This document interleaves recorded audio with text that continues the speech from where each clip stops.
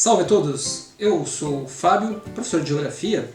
O zoneamento ecológico econômico, ele é um instrumento que foi instituído pela Política Nacional de Meio Ambiente em 1981, a 6938, onde nós tínhamos como o instrumento o zoneamento ambiental.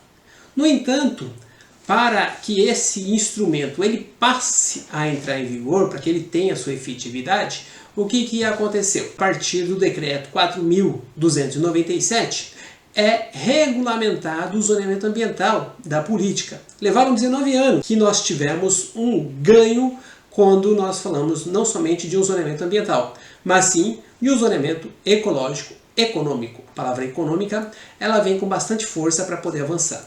Mas como que esse zoneamento ecológico e econômico ele foi regulamentado? O governo federal ele não vai elaborar o zoneamento ecológico e econômico, ele vai apoiar, como fez através do consórcio do ZE Brasil, que vem trabalhando com as diferentes regras e permite a gente ter uma colocação e um entendimento sobre isso. O governo do estado de Mato Grosso do Sul começa os trabalhos com o zoneamento ecológico e econômico e ele foi desenvolvido considerando o decreto onde eles definiam esse escopo mínimo para poder ser avançado, utilizando a metodologia de potencialidade socioeconômica e relevância ambiental, conforme a matriz, e ela permite a gente ter esta integração. Vejam bem que elas são abscissas. Quanto mais distante, melhor potencial socioeconômico. Quanto mais distante, pior quando falamos de relevância ambiental. Ela é uma matriz simples e ela se transforma complexa por ser abscissa. Então nós não podemos somar, multiplicar ou dividir, temos que analisar ponto a ponto cada situação que está expressa e que desenvolve ali. Então ela parece simples na forma que está colocada, mas fiquem atentos, essa matriz aqui, para nós ela é muito importante e ela vai ser muito útil, que nós vamos carregar até o zoneamento ecológico e econômico de Campo Grande. Em 2007, Mato Grosso do Sul assume a mesma metodologia e trabalha com uma proposta de 3 aproximações. Não chamou de etapas, não chamou de fase, mas sim de aproximações. Então nós tivemos a primeira aproximação, que é um levantamento de todas as informações e dados secundários existentes no estado de Mato Grosso do Sul, que permitiu configurar em zonas. Então nós tivemos 10 zonas ecológicas e econômicas, nós tivemos eixos, arcos de expansão, eixos de integração, polos de ligação que configuram o zoneamento ecológico e econômico, culminando na lei em 2009, a primeira aproximação. Findado a primeira aproximação, começam os estudos em 2010 da segunda aproximação. Esse zoneamento ecológico econômico ZE, ele vai atender esses 5 termos de referência para cumprir as lacunas que haviam ficado na primeira aproximação, onde nós temos a questão da biodiversidade, nós temos a geodiversidade, nós temos os indicadores, nós temos os cenários prospectivos que nos permite fazer uma leitura e um entendimento de toda essa configuração. Eles foram trabalhados separadamente e culminaram de fato, ou no final, com a compilação da segunda aproximação em 2014. Quando chegamos em 2014, nós passamos para um desafio que até então muito inovador para nós, e a gente tinha uma situação para trabalhar na escala municipal. Trabalhando com o município de Campo Grande, capital do estado de Mato Grosso do Sul, com suas particularidades. Um município com um território extremamente grande, que a gente pode observar os seus números aqui, mais de 8 mil quilômetros quadrados, onde nós somos aí maior que 80 países. Se eu sair de um extremo ao outro no município de Campo Grande, eu percorro 200 quilômetros em linha reta. Ele tem uma sede de 359 quilômetros quadrados. Temos mais 2 distritos, e quando começamos a discutir qual seria a melhor forma de representar todo o território do município, chegamos a uma definição, que é lógico que várias etapas, então nós temos todo um relatório que leva a essa construção, Mas as bacias hidrográficas, elas seriam as unidades de planejamento que melhor se adequavam para a aplicação do zoneamento ecológico e econômico em seu planejamento. Então, para que a gente pudesse avançar nessa configuração, Campo Grande, com muitos materiais cartográficos disponíveis, uma boa base cartográfica de qualidade, nos permitiu configurar todo o nosso território, que está entre as bacias do Rio Paraguai e do Rio Paraná. Conseguimos criar 169 bacias hidrográficas para todo o território do município. No entanto, a maior concentração de pessoas estava na área urbana e a gente não podia negligenciar ou esquecer disso, foi uma das situações que nós tivemos um grande desafio. Então esse momento nos permitiu fazer uma configuração em microbacias, que foi assim que nós chamamos esta configuração do zoneamento ecológico e econômico de Campo Grande. E o que isso faz? Neste momento, nessa discussão, acontece em 2016, Campo Grande estava num processo de realizar a segunda revisão do plano diretor, que ele é de 1995, e aconteceu simultaneamente. No entanto, havia uma discussão até ideológica que a fundamentação da tese de doutorado permitiu a gente esclarecer e fazer essa discussão do teórico para a prática e da prática para o teórico, onde nós tínhamos o plano diretor de uma vertente urbanística e o zoneamento ecológico e econômico de uma vertente ambiental. E o grande desafio da tese, do doutoramento, estava relacionado em integrar os instrumentos para fazer um ordenamento territorial sobre o mesmo espaço, que permitiu essa configuração.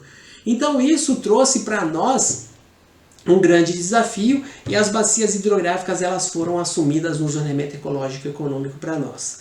E em cima disso, lembrando daquela matriz que eu apresentei para vocês e mostro ela de novo para vocês, nós conseguimos fazer o quê? Nós conseguimos trabalhar com a potencialidade socioeconômica, só que aqui nós observamos um outro elemento. Etimologicamente falando, quando estamos trabalhando com a questão de vulnerabilidade, é algo que não é bom. Quando falamos de potencialidade, é algo positivo.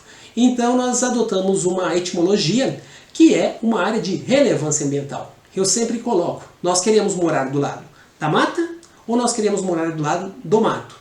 Desta forma, não adotamos mais a terminologia de vulnerabilidade, a matriz é a mesma, o conceito é o mesmo, e sim assumimos como relevância ambiental para que a gente pudesse configurar esses diferentes elementos. O estudo completo ele vai trazer, aqui eu apresento uma amostra, mas a potencialidade e a relevância ambiental ela é configurada nas suas variáveis que foram discutidas e realizadas conjuntamente com diferentes técnicos do grupo técnico, e permitiu a gente configurar o território sobre a potencialidade socioeconômica e a relevância ambiental nas bacias hidrográficas, que trouxe essa configuração. E lembram da matriz novamente? Elas são abscissas, para que a gente pudesse, foram identificadas individualmente cada bacia, onde permitiu a gente apresentar a maior ou a menor relevância ou potencialidade socioeconômica ou relevância ambiental, que a gente tem a configuração para esta abordagem.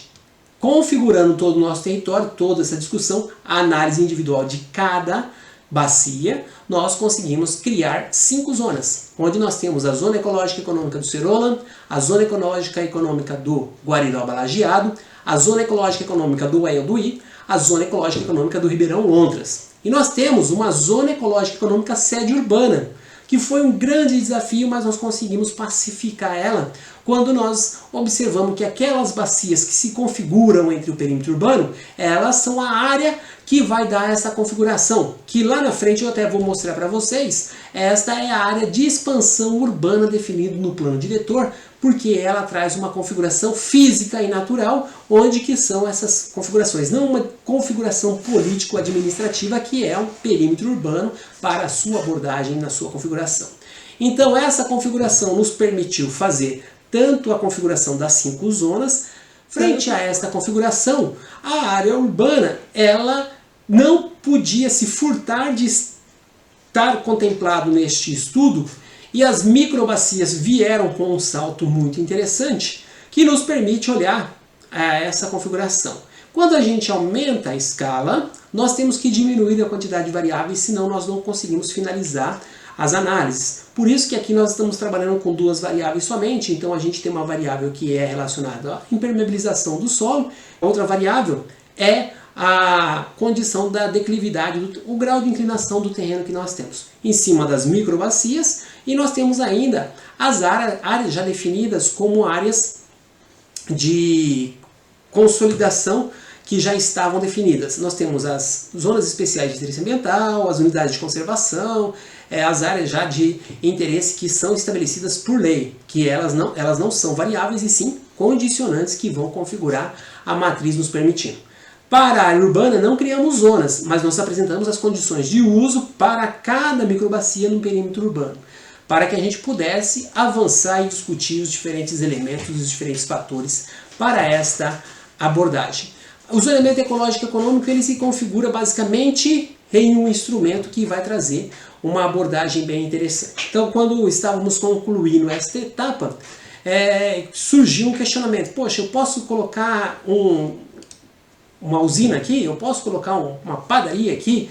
Então, nós resgatamos fomos buscar os nossos conhecimentos e o que isso poderia trazer para nós. E nós falamos assim, poxa, nós temos o Sistema Municipal de Licenciamento Ambiental, conhecido como SILAM, que trabalha com todos os tipos de atividades que vão ser licenciadas no perímetro do município de Campo Grande. Já é de 1999 e o SILAM ele trabalha com dois eixos, do potencial e do porte poluidor. Então eu tenho o quê? Eu tenho lá o potencial poluidor, uma padaria e uma fábrica de biscoitos. Então, os dois, o mesmo potencial poluidor. No entanto, a padaria é de porte pequeno, já a fábrica de biscoito é um porte grande. Então nós categorizamos aqui em 3 níveis, categoria 1, 2 e 3, onde ficou pequeno, médio, médio e médio alto. E isso nos permitiu fazer essa configuração para correlacionar na nossa matriz de gestão territorial, que aqui é a grande novidade, até a tese, que nos permite ter essa configuração. Na matriz do ZE, ou MGT, que nós estamos chamando matriz de gestão territorial, nós temos quem? Nós temos os elementos ali da matriz do ZE, consolidação, expansão, recuperação e conservação, frente às categorias. Então todas as atividades, da padaria à fábrica de biscoitos, eu posso colocar. O ZE não restringe nenhuma atividade, ele estabelece diferentes recomendações. Tudo é recomendado. Recomendação A, obedecer o que está na lei. A B, recomendado sob manejo. Opa, eu tenho que obedecer o que está na lei e verificar as medidas de mitigação adequadas das compensações socioambientais. A C, que está na lei, as medidas de mitigação socioambientais e vou ter que criar um termo de referência específico para aquela atividade. A D, é recomendado sob manejo específico. Tudo que está na A, B e C, e eu vou ter que trabalhar conjuntamente com os colegiados, no caso o Conselho Municipal de Meio Ambiente, o que traz essa configuração.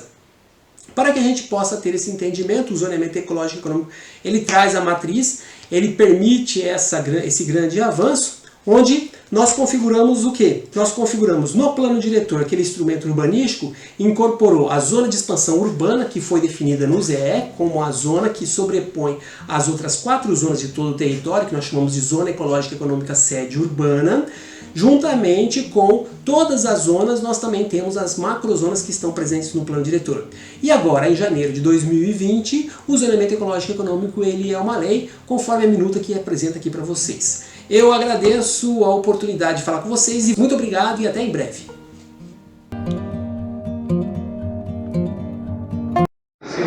Olá pessoal, eu sou o Fábio Daniela, time do zoneamento ecológico e econômico de Campo Grande. Boa sorte pessoal, com o trabalho.